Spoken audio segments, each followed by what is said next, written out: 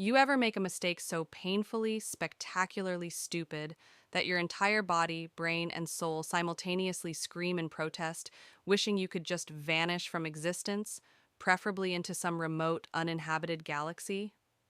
Yeah, that was me on a Thursday night, standing in my cramped kitchen with leftover pasta that tasted like a mixture of depression, regret, and the faint hint of instant noodles, wearing an oversized shirt that might as well have been a tent, hair hastily tied up in a messy bun, zero makeup, and a strange sense of confidence that only arises when your loneliness collides with late night brain malfunction.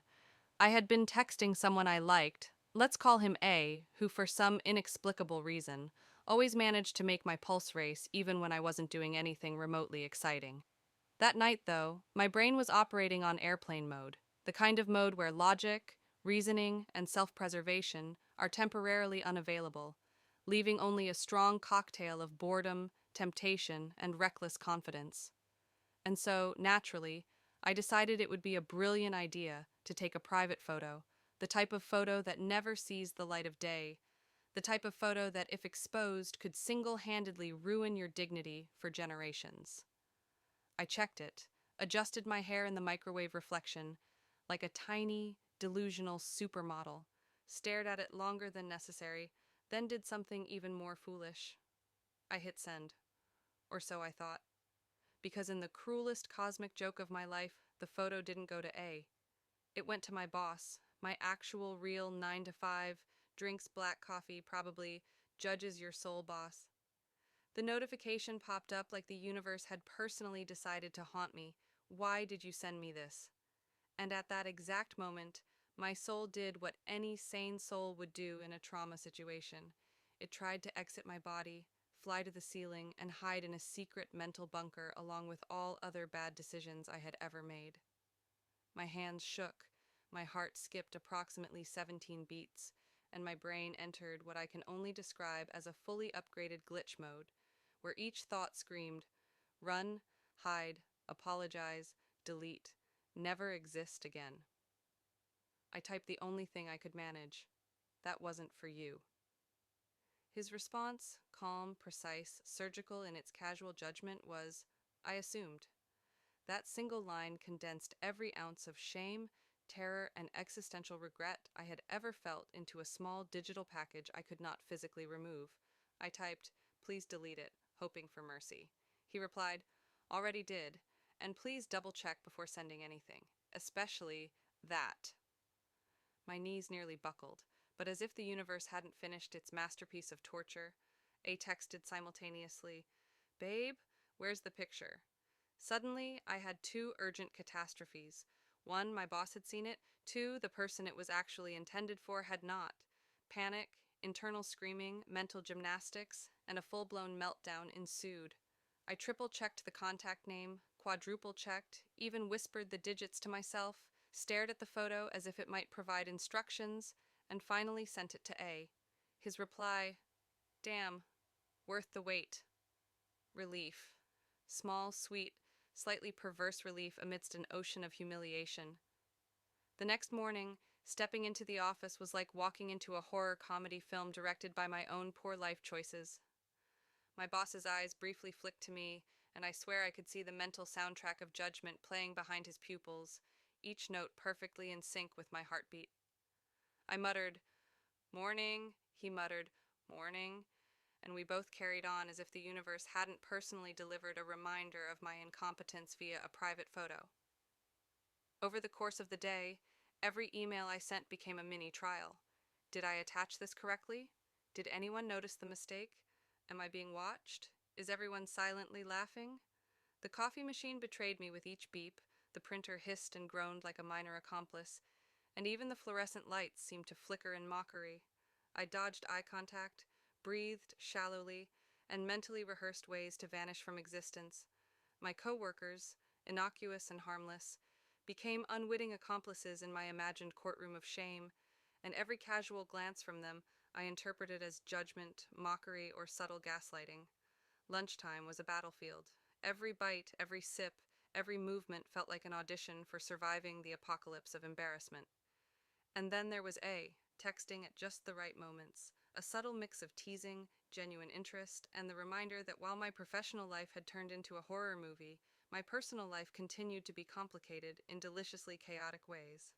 I laughed nervously at my salad, tried to eat with dignity, and imagined my brain filing this entire experience under stories that will terrify and amuse your future self.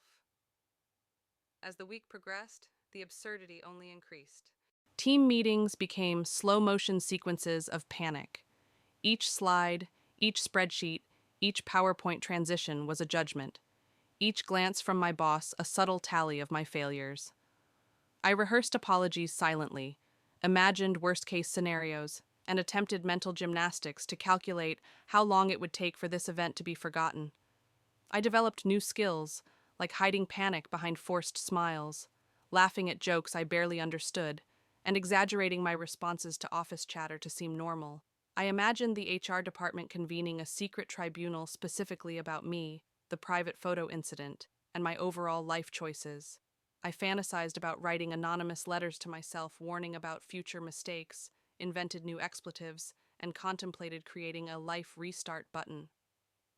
And yet, amid all this chaos, tiny bursts of absurd comedy emerged. I found myself laughing at my own reactions, at the ridiculous gravity of a single mistake, at the idea that one message could transform my universe. And so, while my heart raced, my face burned, and my dignity hovered somewhere above critical danger, I realized something important. The universe enjoys humor, and sometimes humiliation is just raw material for entertainment.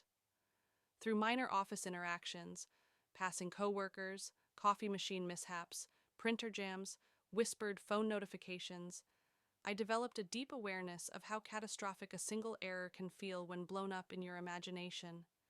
Every notification from A became both a relief and a minor panic. Every glance from my boss a mini heart attack. Every mundane task a potential existential threat.